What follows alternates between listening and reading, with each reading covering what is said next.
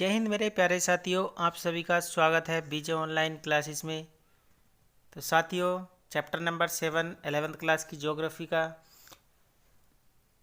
लघु उत्तरीय प्रश्नोत्तर, उसके बाद अति लघु उत्तरीय प्रश्नोत्तर फिनिश हो जाएगा और लास्ट आपका जो है प्रोजेक्ट वर्क स्टार्ट होगा। तो guys, very good morning all persons, all human beings. तो देखते हैं गाइज, प्राकृतिक संकट तथा आपदाएं।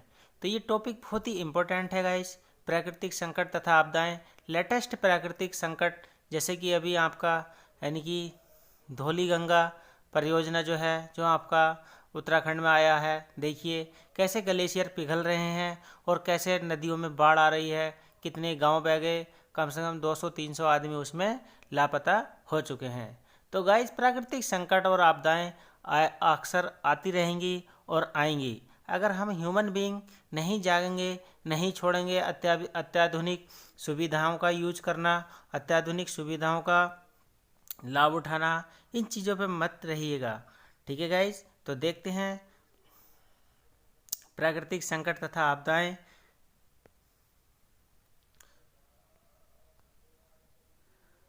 आपदा का अर्थ क्या है, संक्षेप में लिखते हैं तो क्वेश्चन शॉर्ट नोट्स में आते हैं guys. IAS, PCS, all competition exam, जो रिटर्न एग्जाम होते हैं उन सभी के लिए इम्पोर्टेंट्स है। आईएएस पीसीएस का रिटर्न एग्जाम होता है 30 शब्दों में, 20 शब्दों में, 50 शब्दों में, 150 शब्दों में क्वेश्चन का आंसर मांगा जाता है। तो गाइज प्लीज़ इस लैंग्वेज पे मत जाइए, डाटा सेव रखिए।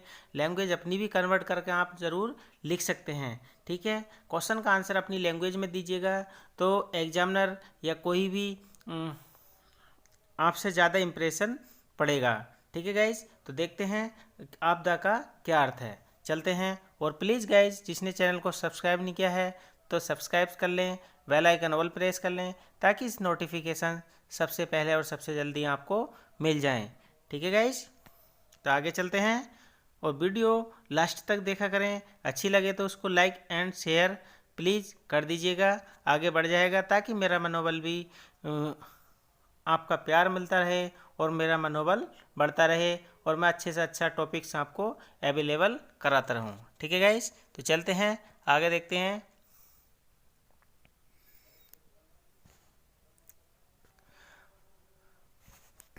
आपदा प्राकृतिक एवं मानवीय प्रक्रियाओं द्वारा उत्पन्न वह स्थिति है जो व्यापक रूप से मनुष्य एवं अन्य जीव जंतुओं की सामान्य जीवनचर्या से भारी व्यवधान डालती है। जैसे कि अभी आपने देखा केदारनाथ में आई थी 2016 में आपदा जो आई थी, इसके कारण संपत्ति की भारी क्षति और हानि होती है, लोग काल कवित भी हो जाते हैं। जैसे कि अभी आपदा आई है उत्तराखंड में, तो कितने लोग बेघर हो गए हैं, कितने घर यानी कि चले गए हैं। ठीक है, पता ही नहीं चला है, पूरा घर का घर सफा हो गया है। तो ये हैं प्राकृतिक आपदाएं। प्राचीन काल में विनाशकारी आपदाओं को प्रकृति के साथ की गई छेड़छाड़ के लिए प्रकृति द्वारा दिया गया दंड माना जाता था। यानी कि प्रकृति क्या करती थी, दंड देती थी। इस समय हम जो लोग हैं हीटर गीजर इस्तेमाल करते हैं, ज़्यादा से ज़्यादा सुविधाओं पे जी रहे हैं, तो इन चीज़ों से क्या निकलता है गाइज, CFC क्लोरोफ्लोरोकार्बन, जो हमारी ओजोन लेयर को हानि पहुंचा रही है और ओजोन लेयर में छेद हो चुके हैं जिससे ग्लेशियर पिघल रहे हैं और ग्लेशियर पिघल गए तो समुद्रों में भी बाढ़, तूफान, सुनामी लहरें उत्पन्न होंगी, सुनामी तूफान आएंगे और नदियां उफान करेंगी और पूरे प्लेन्स भी सब खत्म हो जाएगा। एक दिन मानव प्रकृति अगर ज़्यादा छेड़छाड़ करेंगे तो पूरा मानव जीवन संकट में और ख़त्म हो जाएगा, विलुप्त हो जाएगा। ठीक है गाइस, तो चलते हैं। किसी भी कारक द्वारा उत्पन्न हो सकती है प्रकृति जो घटना है, किसी भी कारक द्वारा उसको छेड़छाड़ करना आपदाओं और घटनाओं का निकट का संबंध है। यानी कि आपदाएं और घटनाएं ये निकट का संबंध है, एक दूसरे के पूरक हैं। ठीक है, क्लोज हैं, कभी भी इन्हें एक दूसरे के विकल्प के रूप में प्रयोग किया जा सकता है। आगे देखते हैं, एक्स्ट्रा शॉर्ट नोट्स में देखते हैं। भारत में भारतीय राष्ट्रीय आपदा प्रबंधन संस्थान की स्थापना 1993 ईस्वी में की गई थी। तो गाइज वेरी इंपॉर्टेंट क्वेश्चन है, ऑल कंपटीशन के लिए, ऑल एंट्रेंस एग्जाम के लिए, ऑल यूनिवर्सिटी एग्जाम के लिए। यानी कि भारत में राष्ट्रीय आपदा प्रबंधन संस्थान की स्थापना 1993 ईस्वी में की गई थी। 2005 में आपदा प्रबंधन अधिनियम पारित किया गया। अधिनियम यानी कि उसमें नियम चेंज करने के लिए, तो 2005 में आपदा प्रबंधन अधिनियम पारित किया गया। दोनों क्वेश्चन वेरी इंपॉर्टेंट्स हैं ऑल कंपटीशन के लिए। अपने शॉर्ट नोट्स ज़रूर बनाएं अपनी हैंड राइटिंग में, उससे आपका यानी कि नॉलेज पावर बढ़ेगा और माइंड एब्जॉर्बेशन यानी कि माइंड की पावर बढ़ती है। ठीक है गाइज, प्लीज़ हैंड राइटिंग भी सुधरती है। तो दोनों क्वेश्चन शॉर्ट नोट्स में अपने नोट कर लेना। आगे चलते हैं, इसी का ही है। तो देखिए, घटना एक आंशिक है। आंशिक मतलब कुछ समय के लिए आती है, जो आपदा दुखद घटना का एक परिणाम है। विश्व बैंक ने आपदा को इस प्रकार परिभाषित किया है। तो जो वर्ल्ड बैंक है उसने देखिए परिभाषित किया है, आपदा अल्प अवधि की एक अवधारणा घटना जो देश की अर्थव्यवस्था को गंभीर रूप से अस्त व्यस्त कर देती है।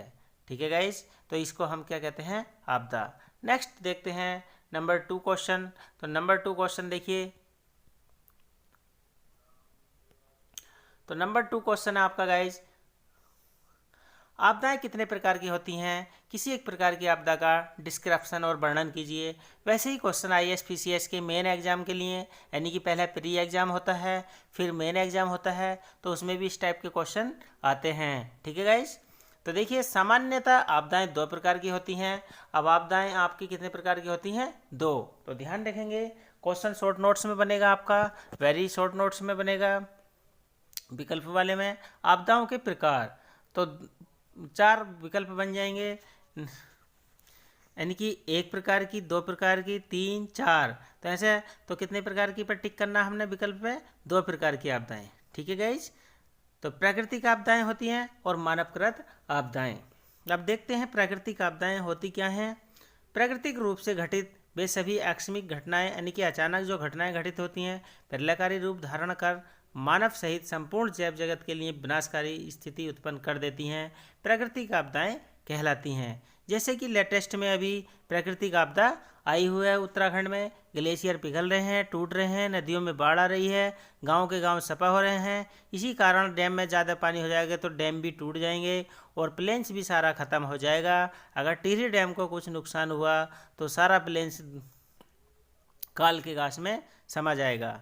ठीक है गाइज, प्राकृतिक आपदाओं का सीधा संबंध पर्यावरण से है, तो पर्यावरण से प्लीज़ छेड़छाड़ मत करिएगा ज़्यादा। पर्यावरण की समस्त प्रक्रिया पृथ्वी का अंतर्गत एवं बहिर्जात शक्तियाँ, जो अंतर्जनित शक्तियाँ हैं अंदर, और बहिर्जात शक्तियों द्वारा संचालित होती है। तो इन शक्तियों से हम छेड़छाड़ ना करें। यही वे शक्तियाँ हैं जो पर्यावरण को गतिशीलता रखती हैं, विभिन्न प्रकार के प्राकृतिक संकट और आपदाओं के लिए उत्तरदायी हैं।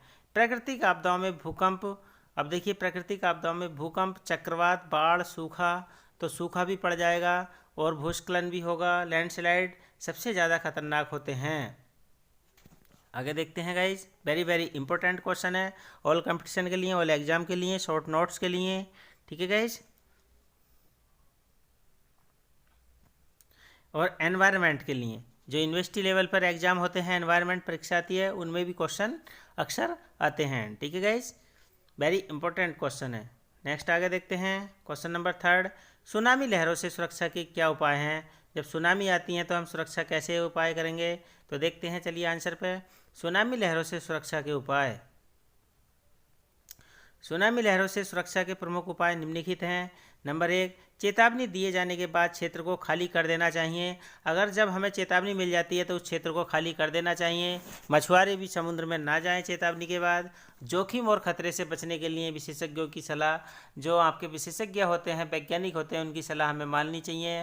नंबर 2, कमज़ोर क्षतिग्रस्त मकानों का निरीक्षण करते रहना चाहिए। दीवारें और छतों को अवलंब देना चाहिए, यानी कि उनमें सहारा देना चाहिए। नंबर 3 आपका, वास्तव में भूकंप एवं समुद्री लहरें जैसे प्राकृतिक आपदा से बचने का कोई विकल्प नहीं, सावधानी है। सावधानी का मतलब सजग रहो, सावधान रहो, 24 आवर्स हमें सावधान रहो। जो हमारा इंडिया का तिरंगा है उसमें 24 चक्र दिखाए गए हैं, बीच में जो चक्र दिखाया गया 24 तीलियां हैं। 24 तीलियों का मतलब है हमें 24 घंटे सतर्क रहना चाहिए, जागते, खाते, पीते, सोते भी सतर्क रहना चाहिए। ठीक है गाइज, जागरूकता, यानी कि जागरूकता और समय समय पर दी गई चेतावनी ही इसका बचाव का सबसे उपयुक्त उपाय है। नंबर 4, समुद्र तटवर्ती क्षेत्रों में मकान तटों से अधिक दूर और ऊंचे स्थानों पर बनाने चाहिए, यानी कि जो समुद्र तटीय स्थान पर रहते हैं, मकान बनाने से पूर्व विशेषज्ञों की राय अवश्य लेनी चाहिए। नंबर 5 है, देखिए टॉपिक, यदि आप समुद्री लहरों से प्रभावित क्षेत्रों में रहते हैं तो सुनामी लहरों की चेतावनी सुनने पर मकान खाली करके किसी सुरक्षित स्थान पर चले जाना चाहिए। जो समुद्र तट स्थान पर रहते हैं, दूर ऊंचे स्थान पर चले जाएं और अपने आप को सेव करें। ठीक है गाइस, आगे देखते हैं।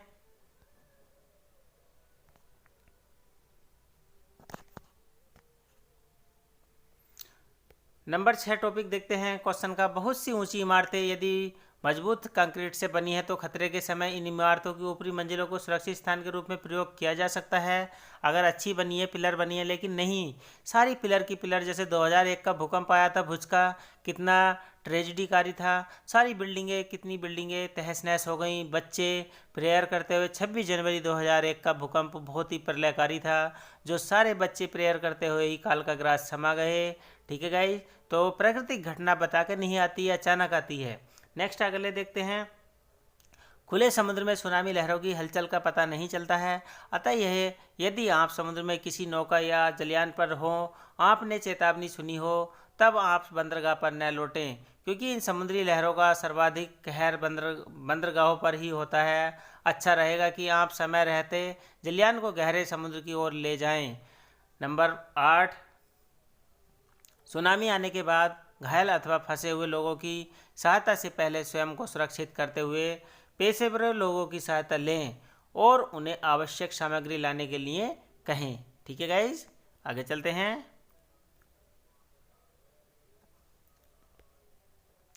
भूस्खलन के लिए उत्तरदायित्व मुख्य कारणों का वर्णन करते हैं। तो वेरी वेरी इंपॉर्टेंट क्वेश्चन है सभी ऑल कंपटीशन एग्जाम के लिए। शॉर्ट नोट्स, लॉन्ग क्वेश्चन में से शॉर्ट क्वेश्चन अपने आप बनते चले जाएंगे। जब आप लॉन्ग क्वेश्चन तैयार करते हैं तो लॉन्ग क्वेश्चन तैयार करने के बाद में शॉर्ट नोट्स अचानक अपने आप ही बन जाते हैं। शॉर्ट नोट्स अलग लिख लीजिए, लॉन्ग क्वेश्चन को कुछ लैंग्वेज अपनी चेंज करिए, कुछ किताबी लैंग्वेज लिखिए, लेकिन ज़्यादातर अपनी लैंग्वेज में क्वेश्चन को कन्वर्ट कीजिए, डाटा सेम लिखिए। ठीक है गाइज, सामान्यतः भूस्खलन का मुख्य कारण पर्वतीय ढालों और चट्टानों का कमज़ोर होना है, यानी कि कमज़ोर हो जाते हैं, कटान हो जाता है तो वहाँ ढलान स्टार्ट हो जाता है। चट्टानों के कमज़ोर होने पर उनमें प्रविष्ट जल चट्टानों को बांधने रखने वाली मिट्टी को ढीला कर देता है। जब उसमें जल प्रवेश कर जाता है तो धीरे धीरे मिट्टी कटनी चालू हो जाती है। मलबे के तल के नीचे सूखी चट्टानें और भारी गीली मलबे एवं चट्टानों का भार नहीं संभाल पाती हैं। जब वो भारी हो जाती है भीग के, इसलिए वो नीचे खिसक जाती है, भूस्खलन हो जाता है। पहाड़ी ढालों और चट्टानों को कमज़ोर होना भूस्खलन को उत्प्रेरित करने वाले मुख्य कारण अग्रलिखित हैं। तो देखते हैं कारण क्या क्या हैं।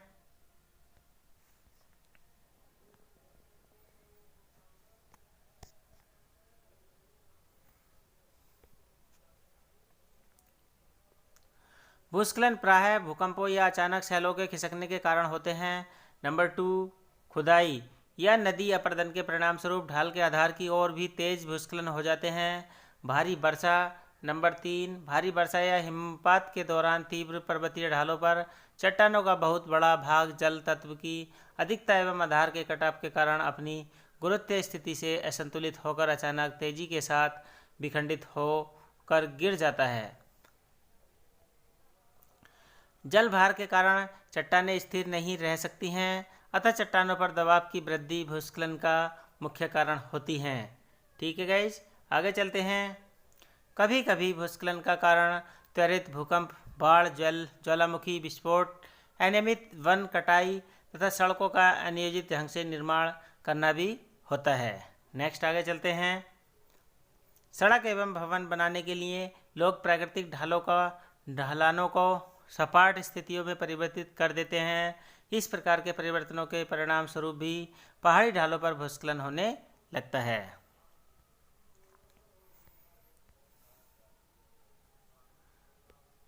भारत के मुख्य भूस्खलन क्षेत्र, तो देखते हैं गाइज भारत के मुख्य भूस्खलन क्षेत्र। भारत के मुख्य भूस्खलन क्षेत्र निम्नलिखित हैं। उत्तर पश्चिमी हिमालय क्षेत्र। नंबर 1, उत्तर पश्चिमी हिमालय क्षेत्र। इस क्षेत्र में भूस्खलन आपदा से सर्वाधिक हानि होती है, अतः इस उच्च से अति भूस्खलन क्षेत्र कहा जाता है। जम्मू कश्मीर, हिमाचल प्रदेश, उत्तराखंड इसी क्षेत्र में सम्मिलित हैं। नंबर 2, पूर्वोत्तर पर्वतीय क्षेत्र। भारत के समस्त पूर्वोत्तर राज्य इस क्षेत्र में सम्मिलित हैं। यहाँ वर्षा ऋतु में उच्च भीषणता वाले भूस्खलन से जान माल की अधिकता हानि होती है। नंबर 3, पश्चिमी घाट। नीलगिरी की पहाड़ियाँ भारत के प्रायद्वीप के पश्चिमी घाट के राज्यों का समुद्र तटीय क्षेत्र, जिसमें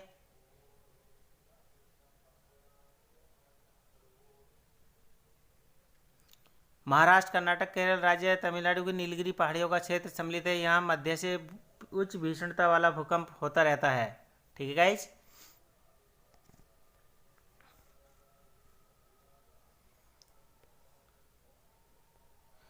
पूर्वी घाट के राज्यों के तटवर्ती क्षेत्र में कभी कभी सामान्यतः भूस्खलन की घटनाएं होती हैं रहती हैं, जो वर्षा ऋतु में अधिक हानिकारक हो जाती हैं। भीषणता की दृष्टि से यह भारत का निम्न भूस्खलन क्षेत्र माना जाता है। विंध्याचल, यहाँ प्राचीन पहाड़ियों और पठारी भूभाग वाले क्षेत्र में निम्नलिखित भूषण वाले भूस्खलन घटनाएं होती रहती हैं।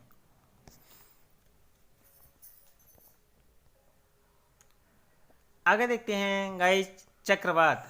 तो चक्रवात यानी कि चक्रवात के न्यूनीकरण की मुख्य युक्तियां समझाइए। चक्रवात न्यूनीकरण की युक्तियां हैं, तो देखते हैं गाइस। चक्रवात यद्यपि अत्यंत विनाशकारी आपदा है, किंतु वर्तमान में भौतिक विकास के साथ साथ भवन रचनाओं में तकनीकी परिवर्तनों अन्य समन्वयकारी रणनीतियों द्वारा इस नियंत्रण क्षति न्यूनीकरण संभव है। चक्रवात न्यूनीकरण से संबंधित मुख्य युक्तियां निम्नलिखित हैं। नंबर 1, चक्रवात संभावित क्षेत्रों से में समुद्र में से निकली भूमि पर निकुली पत्तियों वाले पेड़ों की हरित पट्टी का विस्तार है। नंबर 2,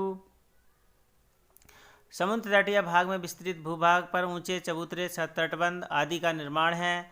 नंबर 3, तटीय क्षेत्रों में घास फूस की छतों वाले कच्चे घर बनाने की अनुमति नहीं होनी चाहिए, बल्कि इनके स्थान पर निश्चित विशेषताओं वाले मकान ही बनाए जाएं। नंबर 4, चक्रवात सम्मिलित संभावित क्षेत्रों में सरकार को मकान बनाने के लिए समुचित मार्गदर्शन ऋण सुविधाएं उपलब्ध करानी चाहिए।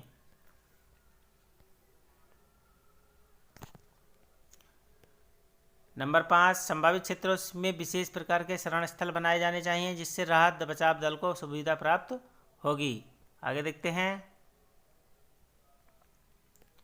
सूखा निवारण के 2 महत्वपूर्ण उपाय लिखिए। सूखा निवारण के 2 उपाय क्या हैं, देखते हैं। सूखा निवारण के 2 महत्वपूर्ण उपाय निम्नलिखित हैं। नंबर 1, सूखा। तो सूखा प्रभावित क्षेत्रों में वर्षा जल का संग्रहण और जल संरक्षण सबसे महत्वपूर्ण उपाय है। भारत में वर्षा पर्याप्त मात्रा में होती है, परंतु वर्षा जल का समुचित उपयोग नहीं किया जाता है। जल के अकुशल प्रबंधन के कारण वर्षा का समस्त जल नदियों में बह जाता है या बाढ़ की स्थिति उत्पन्न करता है। अतः वर्षा जल का समुचित संग्रह और प्रबंधन कर उस जल का उपयोग सूखाग्रस्त क्षेत्रों के लिए किया जाना चाहिए। सूखाग्रस्त क्षेत्रों में हरित पट्टी का विस्तार किया जाना चाहिए। हरा भरा पर्यावरण, वातावरण, आर्द्रता की संरक्षण जलवायु संतुलन का सबसे उत्तम माध्यम होता है, जिससे सूखे की समस्या पर भी नियंत्रण पाया जा सकता है। ठीक है गाइस। नंबर 8 क्वेश्चन देखते हैं। आधुनिक काल में प्राकृतिक आपदाओं के रूप में आपको किस प्रकार के परिवर्तन का अनुभव होता है? आधुनिक, वर्तमान। तो आपदाएं अनादिकाल से प्रकृति के घटनाक्रम के रूप में प्रकट होती रहती हैं। प्राचीन काल में जनसंख्या अत्यंत कम थी, तो प्राचीन काल में यानी कि जनसंख्या कम थी। दूसरे प्राकृतिक आपदाओं से सुरक्षा के उपायों का ज्ञान भी मनुष्य को नहीं था। आधुनिक काल में जनसंख्या वृद्धि के कारण मनुष्य के प्रकृति विपरीत कार्यों में वृद्धि हुई है, यानी कि प्रकृति के विपरीत कार्यों में वृद्धि हुई है। इसके फलस्वरूप परिणाम स्वरूप प्राकृतिक आपदाओं की तीव्रता आवृत्ति में भी वृद्धि का अनुभव किया जाता है। इसके अतिरिक्त अब मनुष्य ने अपने तकनीकी ज्ञान का विकास भी पूर्व की अपेक्षा अधिक कर लिया है, यानी कि टेक्नोलॉजी भी बढ़ चुकी है। कंप्यूटर्स, मोबाइल्स, अत्याधुनिक सेवाएं, गीजर, हीटर, रेफ्रिजरेटर, फ्रिज इस्तेमाल ज़्यादा हो रहे हैं। तो प्लीज़ गाइज सभी से हाथ जोड़कर निवेदन है, all human being, all world, जितने भी ह्यूमन बींग्स हैं, कि इन चीज़ों का इस्तेमाल कम से कम करें और प्रकृति को छेड़छाड़ ना करें और अपने आप का जीवन और आने वाले जीवन को सेफ बचाएं। नहीं तो सारा मनुष्य जीवन नष्ट हो जाएगा, खतरे के गाल में चला जाएगा। कब हम पे ऊपर वाला आग बरसा दे पता नहीं चलेगा, कब पलक झपकते सारी दुनिया ख़त्म हो जाएगी। ठीक है गाइज। तो प्लीज़ पर्यावरण को ज़्यादा छेड़छाड़ ना करें, ज़्यादा से ज़्यादा पौधे लगाएं, इन चीज़ों का इस्तेमाल कम करें। और मैं तो निवेदन करूंगा इस वीडियो के माध्यम से कि ये एसी की जो फैक्ट्रियां हैं वो सब बंद हो जाएं, अन्य फैक्ट्रियां उसके स्थान पर लगें और पर्यावरण को सुरक्षा प्रदान करें। ठीक है गाइज। तो देखिए, वीडियो को पूरा देखें प्लीज़, और वीडियो अच्छी लगती हैं तो please guys like and share कर दीजिए गाइज प्लीज़। और चैनल को जिसमें सब्सक्राइब नहीं किया है तो सब्सक्राइब कर लें, बेल आइकन ऑल प्रेस कर लें, ताकि सारे नोटिफिकेशन आपको सबसे पहले और सबसे जल्दी मिल जाएं। ठीक है गाइज। कोई कमी है तो मुझे कमेंट करिए प्लीज़, मुझे अपनी गलती का एहसास होगा। ठीक है गाइज। तो यूट्यूब चैनल के द्वारा मुझे कमेंट भेजिएगा, आपके कमेंट मुझे स्वीकार हैं। प्लीज़ गाइज, जय हिंद, जय भारत।